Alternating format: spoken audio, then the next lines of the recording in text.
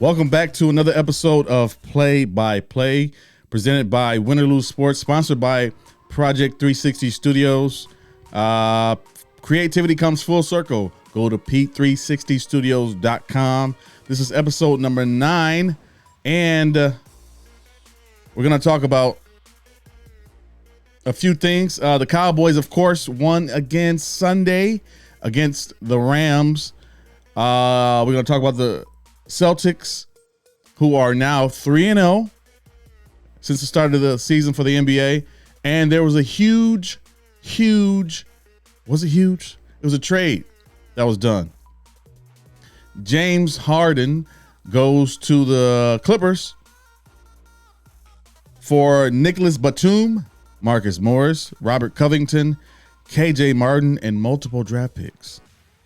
For James Harden, PJ Tucker, and Philippe. I don't know how to pronounce his last name, but Philippe from the Sixers. So I say that's huge because what is it going to do to the Clippers? How is it going to affect the chemistry that was already there from the Westbrook trade, going from LA to Utah to the Clippers? So the addition of Westbrook last season, now the addition of Harden this season, what does that do to the Clippers? Does that make them better, or does that make them a more complex team? When I say complex, that's not a good word when it comes to the chemistry of teammates on the court, because James Harden wants the ball in his hand. We all know that. He loves to score.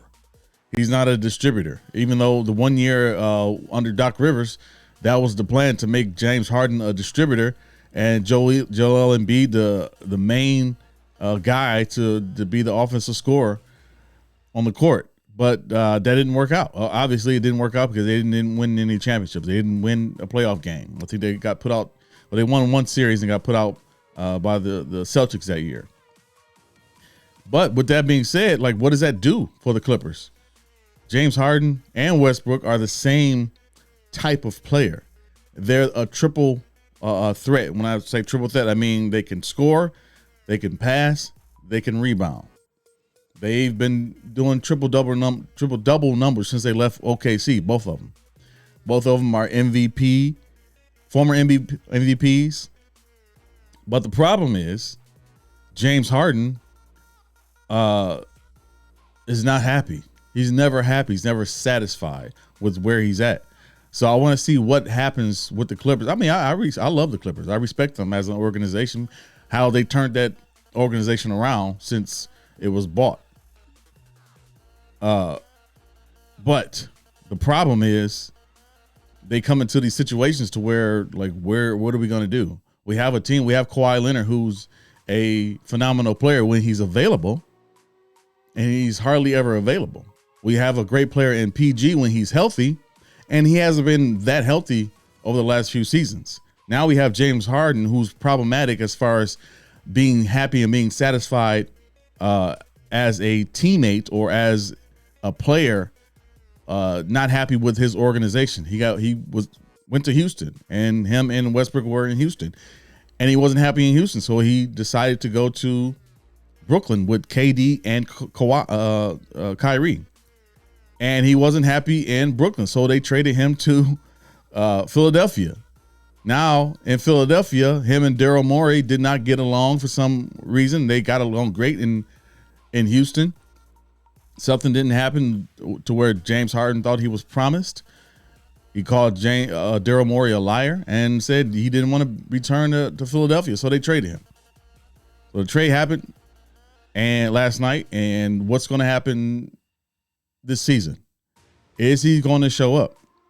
Is James Harden going to show up, not physically as being on the team, but on the court? Is he going to show up and be the player that he says he can be, or the player that he's been before? I don't think that James Harden can ever be the player that he was before, as far as the MVP level James Harden, the one who's going to score 30 points a game, 7 assists, and 8 rebounds. I don't think he's ever going to beat that James Harden again. What I think the type of player that Philadelphia, or the Clippers are going to get is a guy who's going to be a scorer on the floor, who's going to average about 15 points a game and maybe 3 or 4 assists and a couple of rebounds. But he's not going to be the guy you're going to go to when you need to win a game, because you have PG, you have Kawhi Leonard, unless those guys are not available to play, unless they're hurt and can't play. I think that changes James Harden's position as a player on that team. Other than that, he's going to be more than a heavy role player who's going to put in heavy minutes maybe and contribute to the offense. Defensively, we all know how great James Harden is defensively. He's not that great, or he chooses not to be that great on defense. But you have other players around that team, in that team. Well, you got PJ Tucker now. So you have other players on that team who are you got Kawhi Leonard and PG, who are two of the best defenders in the league. And Westbrook is not a bad defender. So I think that plays a part in how what they're thinking with this trade. We know James Harden is not going to be the guy. We have 2 people who can be the guy, and we have Westbrook who can bring the ball up the floor and facilitate. So James Harden could do the same thing. This could be a good thing for the Clippers, because it gives them room as far as, okay, PG's out, Kawhi's out, we still have James, we still have Westbrook, so we can still win games. We have a bench, but we have PJ Tucker, who's, in addition, we still have big men, we still have a bench. We got rid of some bench players who only averaged a couple points a game, three or 4 points a game, who wasn't really contributing to the offense. Now we have a full squad. We can bring James off the bench, maybe. We can bring Westbrook off the bench, maybe. But now I think their thinking is, and Ty Lue, who's a great coach and can manage these personalities, because this is what he did in Cleveland with Kyrie and LeBron and those guys. But what I'm thinking is Ty Lue is going to manage this team to where they can be successful, hopefully. Because I want to see them be, I want to see the Clippers be successful. I love the Clippers. I like the Lakers too. Obviously, I'm a Celtics fan. So I'm leaning more towards the Clippers being successful. So speaking of the Celtics, who are 3-0 this year so far. So the first game we played the Knicks, and Porzingis came out, 30-point game, played great. JB only had 11 points, but Jason Tatum had, I think 26 points, and they looked great. Drew Holiday, in addition to the team, Derek White, they all played great. I think it was a great game, great first game of the season, first time playing together in the regular season, and they look good. I think Missoula's doing a good job so far. There's always been management issues, time management issues, and clock management, and not knowing when to sub or when to call timeout. But I think he's looking a lot better at doing that right so far this season. So with the first game of the season, now the second game of the season, Derek White, first of all, the whole starting squad played phenomenal. Derek White had 26 points. Jason Tatum had 20-something points. Jaylen Brown also had 28 points. So, and I think Porzingis finished with 11 points or 15 points. Either way, it was a great overall game. Drew Holiday had 11 points and like 4 assists. But either way, it was a great overall game. Coached phenomenally in that game against the Heat. Last night's game against the Washington Wizards, another great win. And what I think is happening is, I think they're finding a way to to not be depending on just one player, which is Jason Tatum. It's been Jason Tatum for the last few years. I know there's JT and JB, and Jaylen Brown has always been the second guy, so to speak, to Jason Tatum. But I think what's happening is they're finding a way to make everybody the guy and not affect the other people on the floor. So Jason Tatum last night had 27 points. Porzingis, 33 points. Porzingis had 15, and Jaylen Brown had 36 points. Jrue Holiday finished with 11, and Derek White with 5. So I think they're figuring out a way to become a full team of anything can happen on any given night. Anyone can be our guy on any given, and I think that's good. I don't think we need to have a main guy to say, hey, we need to depend on just you. JT, you go out there and you win us this game. No, I think what's going to happen is they're going to end up like the 2004, 2005 Detroit Pistons, to where they had people like Chauncey Billups, Rip Hamilton, Tayshaun Prince, Rasheed Wallace, and Ben Wallace as a starting five. And they can depend on any of those guys and go out and get buckets and play defense and win the game. That's the way the team, that's a full team. That's a full team effort. And I think it was back like that when we had Kemba and JT, JB on the team. And it wasn't a go-to guy. We had go-to guys. If you're not hot, we're going to give it to JB. If you're not hot, JB, we're going to give it to JT. JT, if you're not hot, we're going to give it to KP. Kristaps Porzingis. If you're not hot, KP, we're going to give it to Jrue Holiday. Jrue Holiday, Derek White, you can go. So, and then we have Al Horford on the bench. We have our bench is not that great, but I don't think it needs to be that great right now. Later on in the season, when the playoffs come around, and before the playoffs come around, we probably need to add some additional pieces that will get us points off the bench. But as of right now, as the season's starting, I think we look great for who we are and what we've done so far as the Celtics team. So we're 3-0, number one in the Eastern Conference right now. I want to talk about the Bucks, who are 2-1. The first game, Dame and Antetokounmpo had a great game. Second game, they lost. Dame only has 6 points, and I think what that is figuring out who am I on this team? Who am I on this court? Not to take anything away from Antetokounmpo, but Dame needs his space, and he needs to figure out where do I belong on the floor. I don't want to get in your way. So they did that the second game. They lost the second game last night. They won against the Heat, and I think Dame had 26 points, and Antetokounmpo had 30-something points, and they look good. So I just think that they need to figure that out with coaching. I saw the first or second game to where Antetokounmpo didn't want to get out the game, come out the game. Coach was like, "No, you got to come out." Like, Antetokounmpo said, "No, I'm not coming out the game. Put me back in." So he went right back in the game. So it's some things that need to be figured out, and that's the separation I think between Boston and the Bucks. Is Boston has a coach who's been there for the last 5 years, who was under the other head coach, and now he's taken over, but he's been there. So the players have this rapport with him, have this respect for him.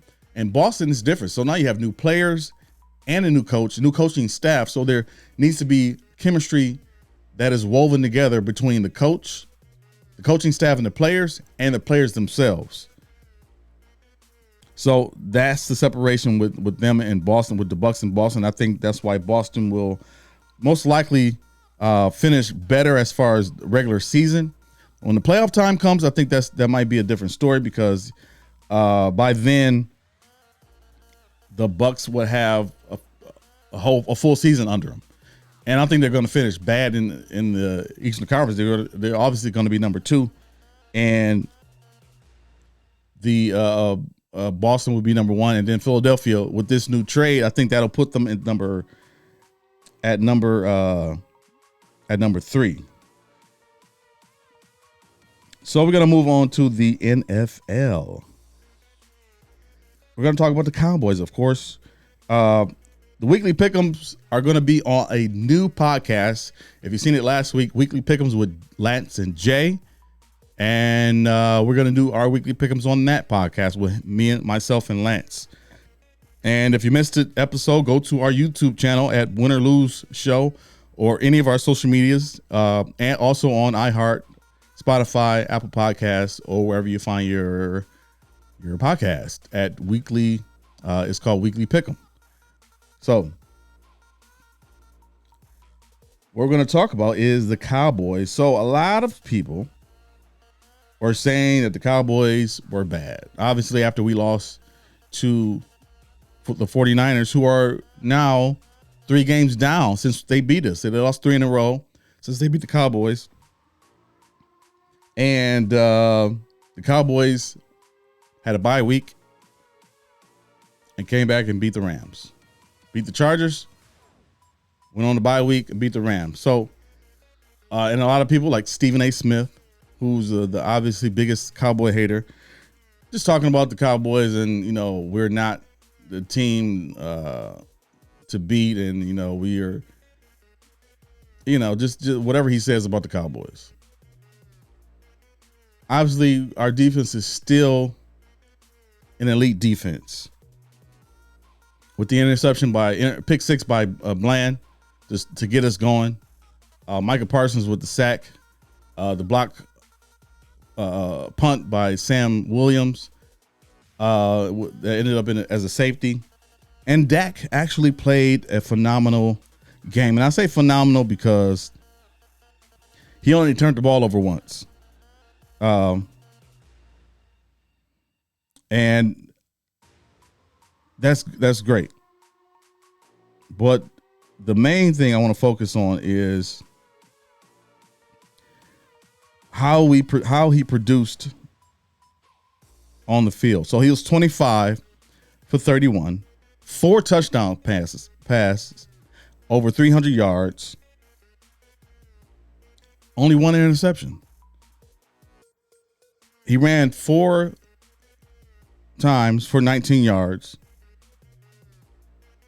And CeeDee Lamb got 12 receptions for 158 yards. Brandon Cook, 3 receptions for 49 yards. Jake Ferguson, 4 receptions for 47 yards, and on and on and on. 2 touchdown catches for CeeDee Lamb, 1 for Ferguson and 1 for Cooks.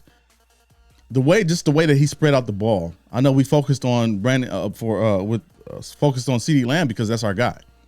So I think they did a great job at calling the offense and making the offense effective, and not just the dink and doink passes that they used to do over the last few years of Mike McCarthy and Kellen Moore. Well, not so much Kellen Moore, but more of Mike McCarthy calling the dink and doink, especially earlier in this season. Those short passes aren't going to be effective all the time. You got to throw the ball downfield, and I'm glad they did that. So they did that, and we won the game. Offensively, defensively, and with the special team, all 3 phases of the team worked out, and the Cowboys won in tremendous fashion. A lot of people say, "Well, you beat the Rams." Yeah, we beat the Rams, we beat the Giants, we beat the Jets.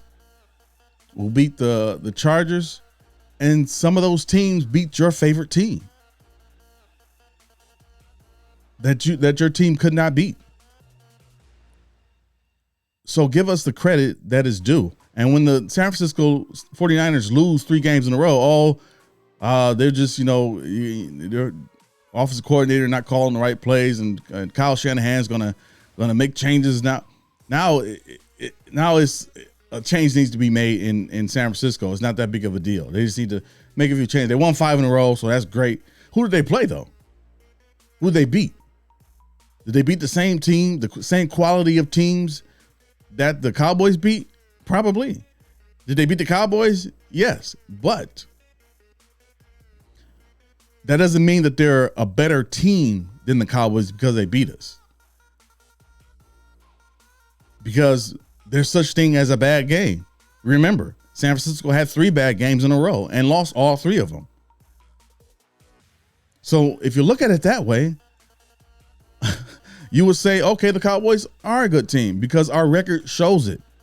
When you're 5-2, you're going into a week facing the 7-1 Eagles. I'm looking at the Cowboys like, okay, the Cowboys are the second best team in the NFC. The Lions, who got obliterated by the Ravens a couple weeks ago, are they still number 2 in your book? Probably not, because they got obliterated by the Ravens, who is probably the best team in the AFC. The Cowboys, who got whooped by the 49ers, are not the best team in the NFC either, but they're better than the Lions. So it's just that argument of people want to bash the Cowboys because the Cowboys has a strong fan base who believes in their team no matter what. And I don't think that's a problem. I think every fan base should be as strong as a believer in their team as the Cowboys fan base. So that is it. That's all I got to say. Watch the weekly pick'em. It'll be available on Thursday before the Thursday night game, and with Jay Lance. So, and look us up on Facebook, Instagram, Twitter, Twitch, even, and on TikTok at Win or Lose Show. Go to our website, winorloseshow.com. And you see more content about local sports, national sports, and all of our podcasts. And remember to subscribe on YouTube at Win or Lose Show. So everything is at Win or Lose Show. Subscribe on YouTube, like and follow and share this podcast and all of our content. We'll see you next time on Play by Play.